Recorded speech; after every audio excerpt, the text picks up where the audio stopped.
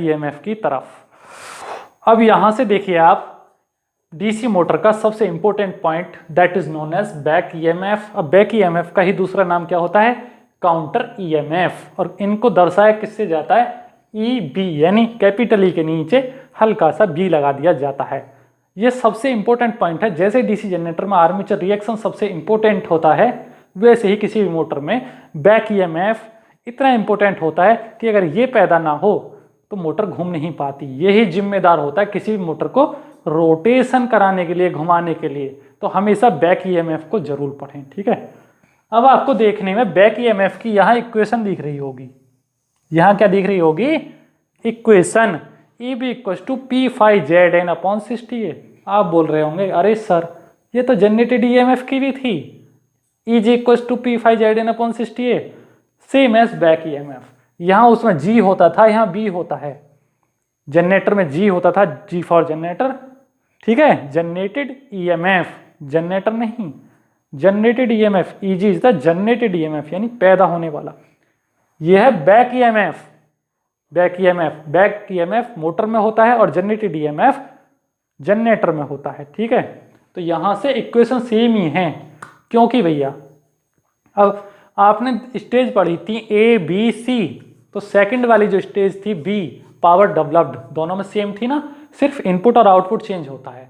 Power developed तो same ही होती है, यानी जनरेटर के अंदर इलेक्ट्रिसिटी तो सेम तरीके से ही बनेगी, चाहे इलेक्ट्रिसिटी दे के पैदा करो अंदर या उसको घुमा के पैदा करो। जनरेटर के अंदर या मोटर के अंदर बननी तो इलेक्ट्रिसिटी ही है, ईएमएफ तो जनरेट होना ही है। तो वे इसीलिए इसकी इक्वेशन जनरेटेड या बैक ईएमएफ की इक्वेशन सेम ही होती है। अब बात करते हैं कि ये बैक ईएमएफ रियलिटी में होता क्या है। यहाँ तो इक्वेशन की बात हुई, बैक ईएमएफ सर होता क्या है रियलिटी में? ये बहुत इंपॉर्टेंट पॉइंट है, लेकिन किसी को समझ में ही नहीं आता है। आज हम आपको ऐसा समझाएंगे कि आप कभी भी नहीं भूलेंगे, ठीक है। तो इसको बहुत ही ध्यानपूर्वक देखें। आपने सुना होगा applied voltage, line voltage, supplied voltage, या आपने सुना होगा गांव में 230 वोल्टेज की एलटी लाइन है, लो टेंशन लाइन, या 440 वोल्टेज की लाइन है, सुना होगा ना। अरे सर हमारा पंखा तो 230 वोल्टेज पे चलता है और हमारी बड़ी वाली मोटर 440 यानी 3 फेज की मोटर है, तो चाहे वो 230 वोल्टेज की मोटर हो चाहे 440 वोल्टेज की हो, बोला अप्लाइड वोल्टेज ही जाएगा। अप्लाइड वोल्टेज का ही दूसरा नाम लाइन वोल्टेज, लाइन वोल्टेज को ही सप्लाई वोल्टेज बोलते हैं, ठीक है। इसी को V से दर्शाया जाता है, कैपिटल V से दर्शाया जाता है, ठीक है।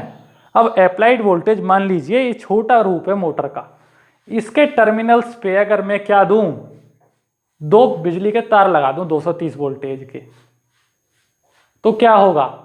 क्या होगा? सबसे पहले वो इलेक्ट्रिसिटी कम्यूटेटर से टकराएगी, जो आर्मेचर पे लगाए कम्यूटेटर, वो कम्यूटेटर उसको डीसी में कन्वर्ट कर देगा। फिर डायरेक्ट करंट इसके अंदर जाएगा और वो क्या पैदा करेगा? Back EMF. यानी कि एक ईएमएफ तो हमने दिया जो वोल्टेज था, हमने जो दिया 230 वोल्टेज दिया, कम्यूटेटर से टकराया, डीसी में कन्वर्ट हो गया। उसके बाद किसी भी मोटर के अंदर जाकर जो वोल्टेज पैदा करेगा कुछ नहीं है यार, वही रूप है। पहले हमने वोल्टेज दिया, फिर मोटर के अंदर भी तो वोल्टेज में कुछ चेंज आएगा ना, लॉस वॉस होके कुछ चेंज आता है, उसी को बैक ईएमएफ बोलते हैं, ठीक है। क्योंकि रोटर और स्टेटर यानी फील्ड वाइंडिंग में थोड़ा बहुत चेंज आता है रेसिस्टेंस के कारण, तो उसी को बैक ईएमएफ बोलते हैं, उसको दर्शाया जाता है ईबी से। एक बात और है यहाँ से, जो V होता है कैपिटल V, वो हमेशा ग्रेटर देन होता है ईबी से। अब आप समझ ही गए होंगे क्यों होता है, क्योंकि भैया वोल्टेज तो हम दे रहे हैं 230 वोल्ट, अब उसमें से कुछ लॉस भी तो होगा ना मोटर के अंदर जाके। वो बहुत प्रकार के लॉस पढ़ाए थे, कांस्टेंट और वेरिएबल लॉसेस, उनके कारण लॉस होता है। इसीलिए back EMF is always less than terminal voltage. हाँ, इसी को नाम दिया जाता है टर्मिनल वोल्टेज। टर्मिनल वोल्टेज यानी applied voltage, terminal voltage, line voltage, supply voltage, 230 voltage, 440 voltage, बात एक ही है, ठीक है। तो टर्मिनल वोल्टेज के कारण ही किसी भी मोटर के अंदर बैक ईएमएफ पैदा होता है, और back EMF is the responsible to rotate any motor, यानी उसको सेल्फ स्टार्टिंग बनाने के लिए रेस्पॉन्सिबल कौन होता है? Back EMF. तो बैक ईएमएफ कोई नई चीज नहीं है, जो 230 वोल्टेज दे रहे हो वो ही अंदर जाके कुछ घट जाता है लॉसेस के कारण, और जो बचता है उसके अंदर वोल्टेज वो बैक ईएमएफ कहलाता है, और बैक ईएमएफ के कारण ही मोटर घूम पाती है। ठीक, तो बैक ईएमएफ कोई नई चीज नहीं है, वही चीज है। लेकिन बैक ईएमएफ का बहुत बड़ा रोल है मोटर के अंदर। क्या है? अगर बैक ईएमएफ गिरता है किसी भी मोटर के अंदर, डाउन चला जाता है, तो मोटर की स्पीड गिर जाती है। आपने देखा होगा जब मोटर को रोटेट करते हैं तो अचानक से मोटर पर जब लोड पड़ जाता है ज़्यादा, भाई लोड पड़ जाता है तो ऐसे आवाज़ करने लगती है, ठट ठट ठट, कुछ आवाज़ सी होने लगती है उसमें, और मोटर अचानक से गर्म हो जाती है बहुत ज़्यादा। तो सीधी सी बात है, उसमें जो वोल्टेज दे रहे थे आप 230 वोल्टेज, लोड पड़ने के कारण मोटर पे लोड पड़ा और बैक ईएमएफ डाउन चला गया, जो उसके अंदर वोल्टेज पैदा हो रहा था डाउन चला गया। डाउन चला गया तो वो बोलेगी अरे मुझे खाना दो, ज़्यादा से ज़्यादा खाना दो, ताकि मैं इस लोड को कंप्रोमाइज़ करा पाऊँ, यानी ज़्यादा से ज़्यादा कार्य कर पाऊँ। भाई ज़्यादा लोड ले रहे हो तो ज़्यादा खाना मांगेगी ना, वो 230 वोल्टेज या 440 वोल्टेज से भी ज़्यादा वोल्टेज की खपत करने लगेगी, ज़्यादा करंट ड्रॉ करने लग जाएगी। अच्छा, एक पॉइंट और, यहाँ करंट जहाँ भी ज़्यादा ड्रॉ होता है वहाँ हीट ज़्यादा पैदा होती है, इसीलिए आपकी डीसी मशीन यानी मोटर गर्म होने लग जाती है। आपने कभी सोचा, फिजिक्स गर्म होने की बात नहीं करती, वो मोटर गर्मी क्यों होती है, जैसे लोड पड़ता है वो गर्म क्यों होती है, कभी आपने सोचा दिमाग से? वो इसलिए होती है क्योंकि वहाँ करंट ड्रॉ ज़्यादा होने लग जाता है, करंट की खपत ज़्यादा करने लग जाती है मोटर, लॉसेस बढ़ जाते हैं, हीट लॉसेस, समझे बात? तो बैक ईएमएफ ऐसी सिचुएशन में डाउन चला जाता है। पढ़ाऊंगा और अच्छे से पढ़ाऊंगा, अभी मैं आप इसको हल्का हल्का एक्सप्लेन कर रहा हूँ, चलेंगे आगे, बहुत ही ध्यानपूर्वक पढ़ेंगे, सारे केसेस पढ़ेंगे, लेकिन यहाँ हल्का सा समझ लीजिए, अगर बैक ईएमएफ डाउन जाता है तो उसकी स्पीड भी डाउन जाती है। जब मोटर की स्पीड बढ़ रही हो तो समझ जाना बैक ईएमएफ में सुधार आ रहा है। ठीक है, सुधार कैसे आ रहा है? बैक ईएमएफ टर्मिनल वोल्टेज के बराबर हो रहा है, हालांकि लोड पे हमेशा लेस ही रहता है बैक ईएमएफ टर्मिनल वोल्टेज से। ठीक है, तो यहाँ से आपको इतना समझ में आया, हल्का सा समझ में आया कि अप्लाइड वोल्टेज के कारण ही किसी मोटर में बैक ईएमएफ पैदा होता है। अब बात कर लेते हैं बैक ईएमएफ का रोल क्या है किसी भी मोटर में, तो यहाँ से इसको नोट डाउन करें और फिर आगे बढ़ते हैं। ठीक, अब यहाँ से बैक ईएमएफ से जुड़े 3 पॉइंट्स को अच्छे से दिमाग में रट लेना, क्योंकि इन तीनों पॉइंट से 1 नंबर का सवाल पूछा जा सकता है कोई से भी एग्जाम के अंदर, चाहे जिनका जो भी एग्जाम हो। ठीक, पहला पॉइंट क्या है? Back EMF is always developed inside the motor, क्योंकि बैक ईएमएफ सिर्फ और सिर्फ मोटर के अंदर पैदा होता है, बाहर की बात नहीं है, अंदर की बात चल रही है, और ये सिर्फ मोटर में ही होता है, जनरेटर में नहीं होता, क्योंकि जनरेटर में आर्मेचर रिएक्शन होती है, आर्मेचर रिएक्शन मोटर में नहीं होते। ये पॉइंट आपको ध्यान में रहना चाहिए। ठीक, दूसरा पॉइंट, तो बैक ईएमएफ का दूसरा नाम क्या है? Counter EMF. किताबों में घुमा दिया जाता है, समझ में ही नहीं आता है, सालों बीत जाती हैं, डीसी मशीन और डीसी मोटर में ही साल बीत जाएगी, समझ में नहीं आएगा भाई, अच्छे से पढ़ लेना। Is always less than applied voltage, ये हमेशा अप्लाइड वोल्टेज से कम होगा। अप्लाइड वोल्टेज क्या होता है मोटर पे? जो आप लगाते हो 230 वोल्टेज या 440 वोल्टेज। ठीक, presence of back EMF is very necessary in any motor, किसी भी मोटर में बैक ईएमएफ का पैदा होना या प्रेजेंस होना बहुत जरूरी है, क्योंकि it is responsible to makes the motor self starting, यानी किसी भी मोटर को सेल्फ स्टार्टिंग करने के लिए कौन रेस्पॉन्सिबल होता है, ये एग्जाम में क्वेश्चन पूछा गया है। दोबारा से सुनिए, किसी भी मोटर को सेल्फ स्टार्टिंग बनाने के लिए कौन रेस्पॉन्सिबल होता है? बैक ईएमएफ या काउंटर ईएमएफ। ऑप्शन धाक से लगाना, इन तीनों से कुछ भी पूछा जाए, यानी ऐसा पढ़ाऊंगा कि ना तो आप भूलेंगे, ना ही कभी इसमें डाउट होगा। जहां से भी क्वेश्चन पूछा जाएगा फटाक देसी आंसर आएगा। डीसी मशीन में कंप्लीट मार्क्स लाने की मेरी गारंटी, और बेसिक इलेक्ट्रिकल को आपको मजबूत करना होगा, मैंने उसको पढ़ाया है। ठीक है, क्योंकि बेसिक इलेक्ट्रिकल के पढ़े बिना भैया डीसी मशीन समझ में आएगा ही नहीं। जिसने बेसिक इलेक्ट्रिकल में अच्छी स्ट्रेंथ पकड़ रखी होगी वो डीसी मशीन और डीसी जनरेटर मोटर ट्रांसफार्मर को तो चुटकियों में उड़ाएगा, चाहे एसी की बात हो, चाहे डीसी की बात हो, चाहे कोई भी सब्जेक्ट उठा लो। फिर basic electrical is the backbone of any engineer. ठीक, तो यहाँ से इनको नोट डाउन करिए और अब बढ़ते हैं। मेरी सभी इंजीनियर्स के लिए एक सलाह है कि आपको जितना भी ज़्यादा टाइम देना है, जितना भी ज़्यादा प्रैक्टिस करना है, वो बेसिक इलेक्ट्रिकल की करिए। जब आप बेसिक इलेक्ट्रिकल को अच्छे से समझ लेते हैं तो अदर सारे सब्जेक्ट तो आपके लिए चुटकियों में सॉल्व होने लग जाते हैं, आपको बहुत इजी लगने लग जाते हैं, क्योंकि बेसिक इलेक्ट्रिकली वो बैकबोन है, वो रीढ़ की हड्डी है। अगर आप उसको समझ लेंगे तो ये DC machine, generator, motor, power system, control system, power electronics कुछ भी नहीं है भाई, वो तो आपको बहुत आसान लगने लगेंगे। तो मैं ये कहता हूं कि सबसे पहले अपनी कमांड किस पे बनाना है आपको, बेसिक इलेक्ट्रिकल पे। कुछ स्टूडेंट क्या करते हैं, अपना ज़्यादा से ज़्यादा टाइम और सब्जेक्ट्स में देना स्टार्ट कर देते हैं और वो सिर्फ रट लेते हैं, उन्हें कुछ समझ में नहीं आता है, क्योंकि उन्हें बेसिक चीज़ों के बारे में नॉलेज ही नहीं है। भाई मैं ये कहता हूँ कि सबसे ज़्यादा आप बेसिक इलेक्ट्रिकल को स्टडी करिए। मैं भी इंजीनियर हूँ, आप भी इंजीनियर हैं, अगर आप पढ़ रहे हैं तो भाई इलेक्ट्रिकल इंजीनियर होने के नाते मेरा ये दायित्व बनता है कि आपको एडवाइस दूं ज़्यादा से ज़्यादा। मेरी रेस्पॉन्सिबिलिटी सिर्फ इतना ही नहीं कि लेक्चर बना दिया और बात खत्म, भाई मुझे समझाना भी तो है। अगर आपको समझ में आएगा तभी मैं पढ़ाने का कुछ फ़ायदा है, ठीक है। तो उसको ज़्यादा से ज़्यादा बेसिक इलेक्ट्रिकल पे फोकस करिए, क्योंकि बेसिक इलेक्ट्रिकल के ही सारे कॉन्सेप्ट यूज़ हो रहे हैं। आप यहाँ देख सकते हैं कि बिना बेसिक इलेक्ट्रिकल के लिए इंजीनियरिंग कुछ भी नहीं है। तो मैं ये कहता हूँ basic electrical is the backbone of any electrical engineer, electronics engineer, ठीक है। तो बेसिक इलेक्ट्रिकल पे फोकस ज़्यादा रखिए। और कहाँ से समझ में आएगी, VK. Mehta is the best book for basic electrical and other subject. VK. Mehta का ज़्यादा से ज़्यादा यूज़ करें पढ़ाई के लिए, क्योंकि वी.के. मेहता सबसे आसान बुक है और आसान भाषा में लिखी गई है, एस चांद पब्लिकेशन की है। मैं कोई एडवर्टाइजमेंट नहीं कर रहा हूँ, मेरी पढ़ी हुई बुक है इसलिए मैं सलाह दे रहा हूँ। It is the my favourite book for electrical engineering, ठीक है। अब यहाँ से देखिए next point, effect of load, यानी लोड का क्या इफेक्ट आता है किसी भी मोटर पे, यानी डीसी मोटर पे। Effect of load on any DC motor, यानी जब लोड पड़ता है अचानक से, भाई कोई भी मशीन है, मोटर या जनरेटर है, बिना लोड के चल रहा है तो उसमें लॉस कम होंगे। जैसे ही लोड पड़ा तो उसमें क्या बदलाव आएंगे, आर्मेचर रिएक्शन का क्या बदलाव आएगा जनरेटर में, और मोटर में बैक ईएमएफ का क्या बदलाव आता है। उन्हीं सभी बातों को आज स्टडी करेंगे।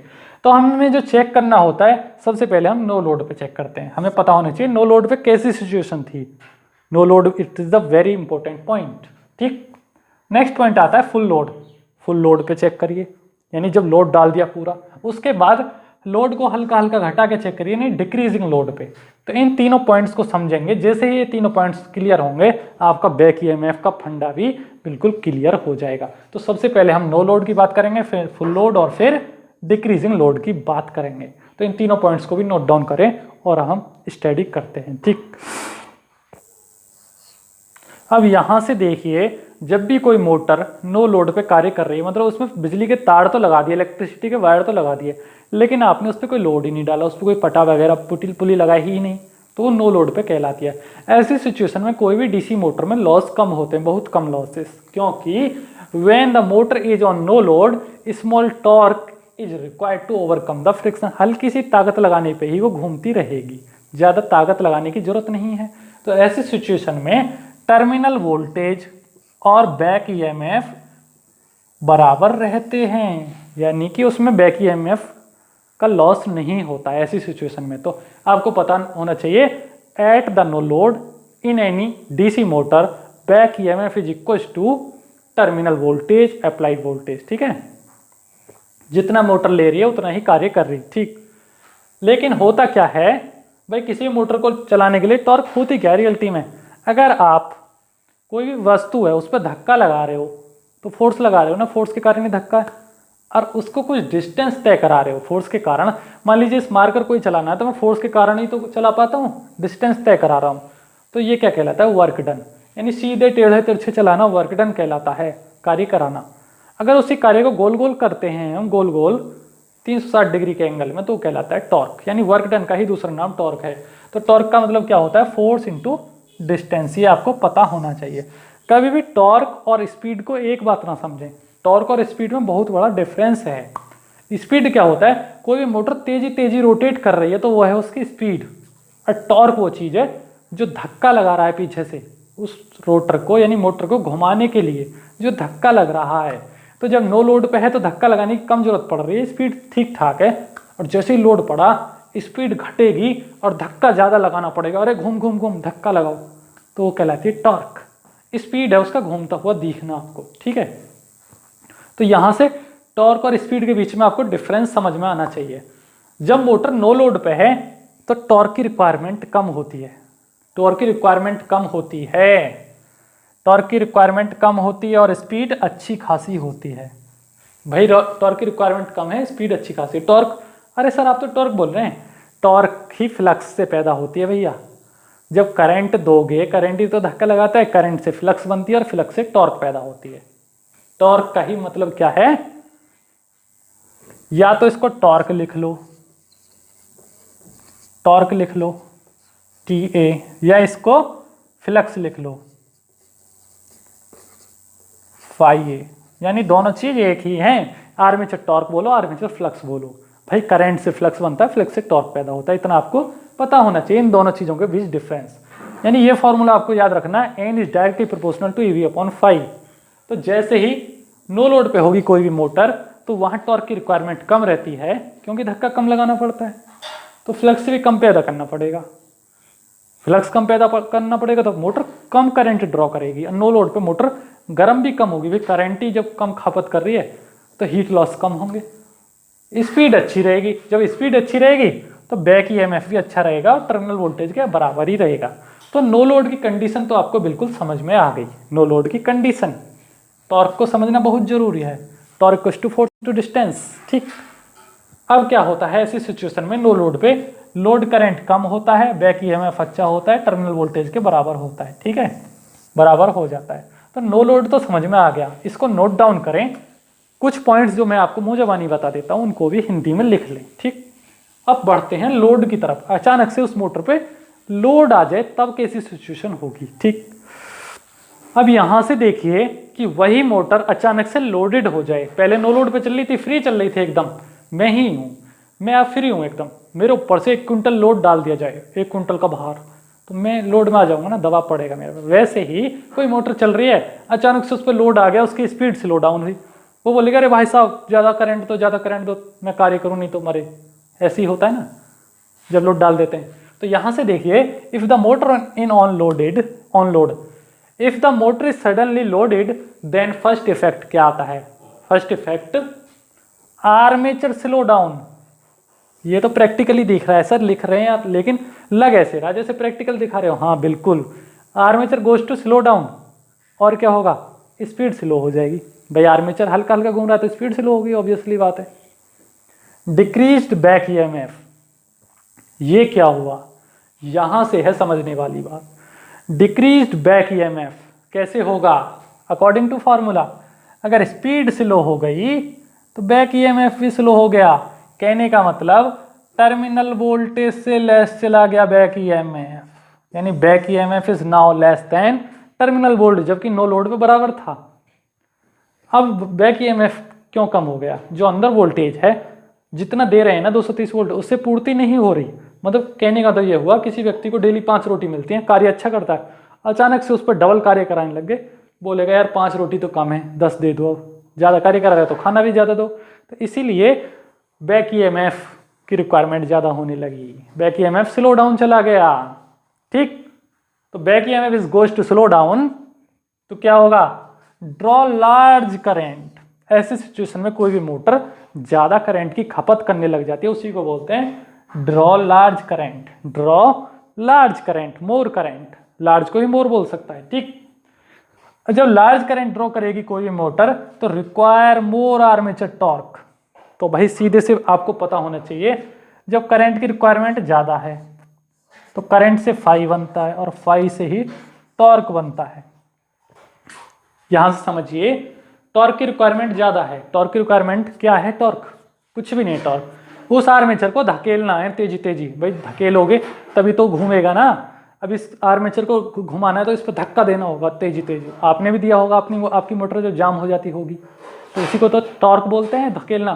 फोर्स इनटू डिस्टेंस, यानी किसी व्यक्ति को दूरी तय कराना ताकत लगा के, force into distance is known as torque, ठीक। तो टॉर्क प्रोवाइड कराना है, लेकिन टॉर्क प्रोवाइड कराएंगे कैसे, उसके लिए फ्लक्स पैदा करना होगा। फ्लक्स कैसे पैदा होगा, ज़्यादा करंट देना होगा। तो इसीलिए तो बोलते हैं मोर, ड्रॉ मोर करंट, यानी लार्ज करंट, यानी करंट ज़्यादा दो, करंट के कारण फ्लक्स पैदा होगा और फ्लक्स से ही आर्मेचर टॉर्क पैदा होगा। तो इस चेन को भी याद रखना, आई दोगे तो फाई बनेगा, फाई से ही टॉर्क मिलेगा। तो लोड करंट यानी लोड टॉर्क की रिक्वायरमेंट बढ़ गई है, आर्मेचर टॉर्क की रिक्वायरमेंट बढ़ गई है। इसीलिए जब टॉर्क की रिक्वायरमेंट बढ़ जाती है तो बैक ईएमएफ स्लो डाउन चला जाता है, लो डाउन चला जाता है, स्पीड कम हो जाती है। भाई इस फॉर्मूले में बहुत बड़ा राज छिपा है। ये जो थ्योरी है ना इस फॉर्मूले से ही बनी है। ये फॉर्मूला आपको समझना आना चाहिए।